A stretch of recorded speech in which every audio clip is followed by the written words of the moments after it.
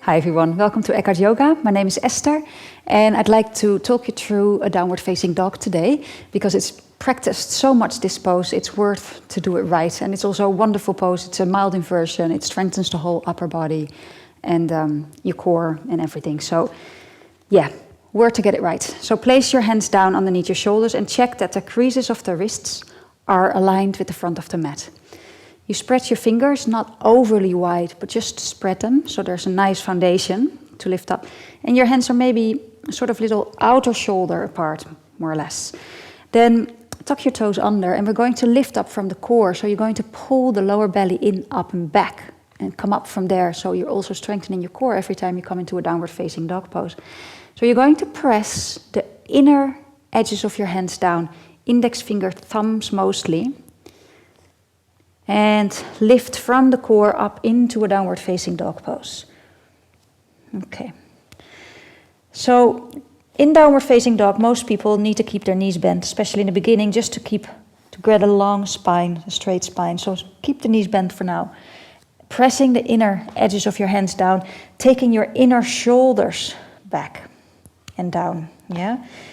And if you're hypermobile in your shoulders, and a lot of people are, and it looks like this, more or less, so you're really sinking way past a sort of a diagonal line between the hands and the hips, then it's worth to take your armpits forward a little and then take your inner shoulders down. So you're not overly arching, because in the end, your shoulder joints are not going to be so happy with that.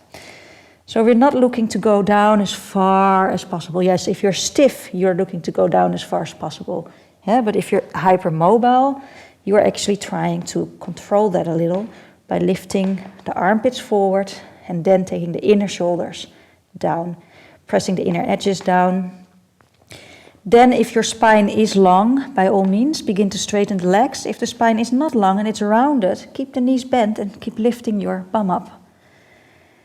So drawing the heels towards the floor if it's possible, engaging your legs so your kneecaps are not able to move and your legs are engaged. You lift your sit bones and the tailbone pushes down. Sit bones lift, tailbone pushes down. Your downward facing dog. And you can look at your feet. You keep your ears between your arms and you're really engaging your arms. The biceps turn in towards each other and extending through the elbows. Top of the knees and thighs back.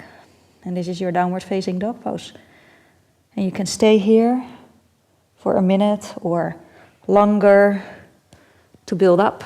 You can, of course, play around in downward facing dog by moving from downward facing dog into plank and back into downward facing dog, or do some core lunges. There's lots you can do in this pose to stay in it a bit longer and to stay interested.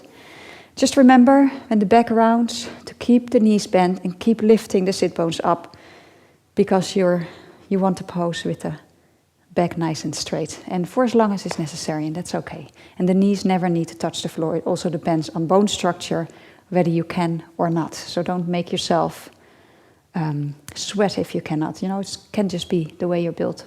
Okay, hope that's helpful. Practice it and let me know how it works for you. Thank you. Namaste.